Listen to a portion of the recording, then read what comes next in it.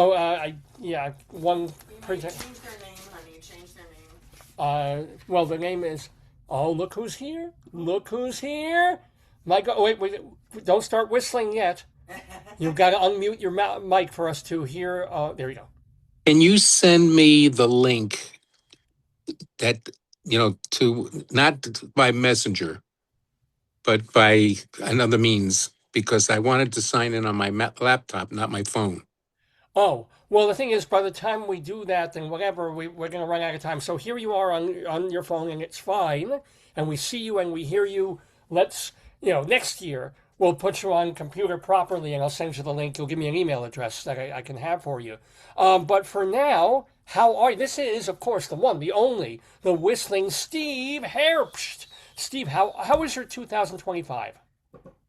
Not bad. I continue to work, with my day job, and Cool. you know, Well, I'm going to be singing in Lincoln Center at Alice Tully Hall on January 10th with my Glee Club, the University Glee Club of New York City. yeah. Our guests will be the Yale University Glee Club. Oh, Wow. wow. There's no rivalry. You New Yorkers get along with those Yaley types. Well, there's more of a rivalry between my undergraduate Glee Club, which was the Oh, University of Pennsylvania Glee Club. oh, who knew? Who knew? So, do you remember your very first day singing with Glee Club when you were, however, yay big? Yes. Well, I mean, what was it like? Were you scared? Was it the Well, most exciting? Yeah, here's the story. yeah. When I was 7 years old and in third grade at a public school in Queens, New York, Hmm. there were 1,200 students, eighth graders through kindergarten, and this teacher that everybody was scared of was leading the assembly singing something. And she was standing in front of the assembly conducting 1,200 students. And she starts walking up the aisle slowly, and she stops the whole assembly. And then she has everybody start up again, and she's walking up the aisle slowly. Now, the eighth graders sat in the front. Then it was 7, 6, 5, 4, 3, 2, 1 kindergarten. And we had polio kids in those days sitting behind us. Yeah. Goodness gracious. And she stops the whole assembly again when she was about halfway up the aisle. Sean Dick Van Dyke. So she was probably like around the fifth graders, maybe sixth graders. Right. And she stops the whole assembly again and she points at me. And I was sitting in the middle of a row. She says, "You stand up." I'm like, "What did I do?" So I stood up. She said, "Go to the front of the assembly." So I inch out of the row and I walk down the aisle and I go to the front of the assembly. I'm now looking at 1,200 students. Yeah. And she says, "Get up on the stage." Okay. I got up on the stage. She says, "You sing it." And I sang the song by myself. Oh, God. And from then on, I was the chief soloist of every chorus and glee club I've ever been a member of, including being president of my high school chorus.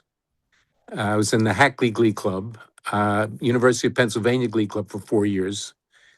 And I've been a member of the University Glee Club of New York City now for 47 years. That's a great. I mean, and you kind of sense that the story was going to a happy place, and it certainly did. That's so, and was she terrifying the whole time, or once she did that to you, you were like, well, she's Well, tough, but she's great.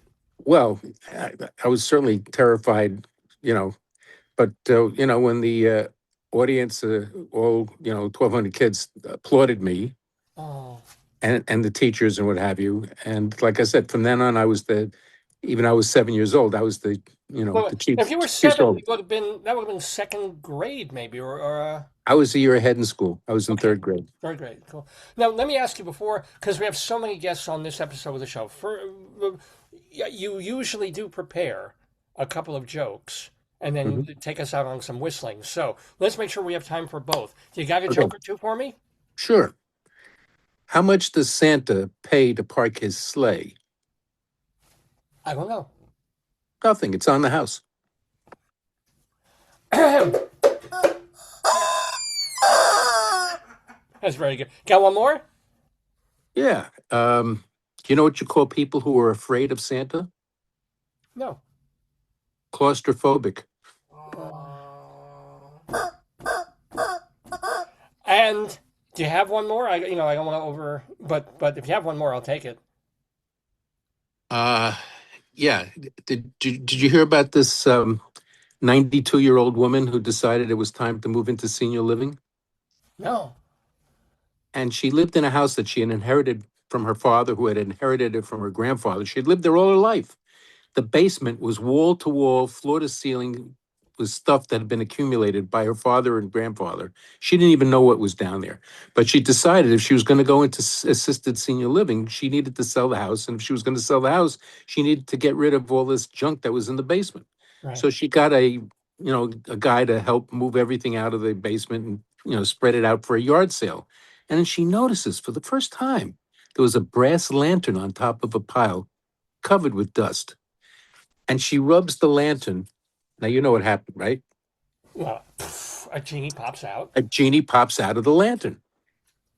And he says, "My lady, you have freed me from the lantern where I have been trapped for decades. And in appreciation, I will grant you 3 wishes. What is your first wish, my lady?" And she says, "I've never felt I had enough money to last me for the rest of my life." All the junk that's been spread out for the yard sale disappears and is replaced with stacks of cash. She says, "Wow, you really can do that?" He says, "Yes, of course, my lady. And your second wish?" She said, "Well, now that I know that you're able to grant wishes, I'd like to be young and beautiful again with a nice, firm body, nice, firm, you know, Yeah. and long blonde, silky hair." All of a sudden, she is svelte. She's firm. She's got long, silky blonde hair. She says, "Wow, you really know how to do this." "Yes, my lady. And your third wish?" She says, "Well, now that I look like this, I'd like to have a handsome young man that would love me for the rest of my life." The cat that had been curled up sitting next to her disappears and is replaced by a handsome young man who is kissing her neck and whispers in her ear, "Aren't you sorry you had me fixed?"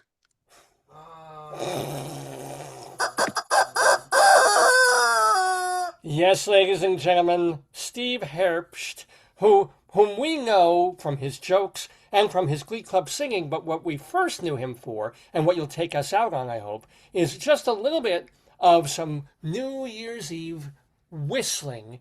Steve, go for it. Okay.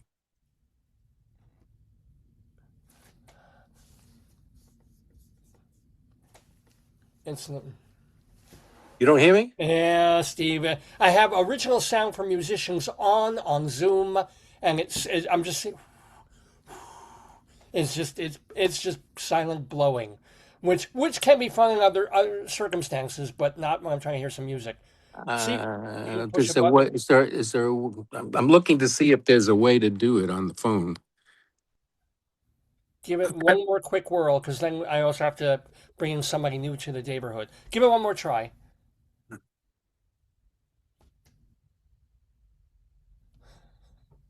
I can't hear.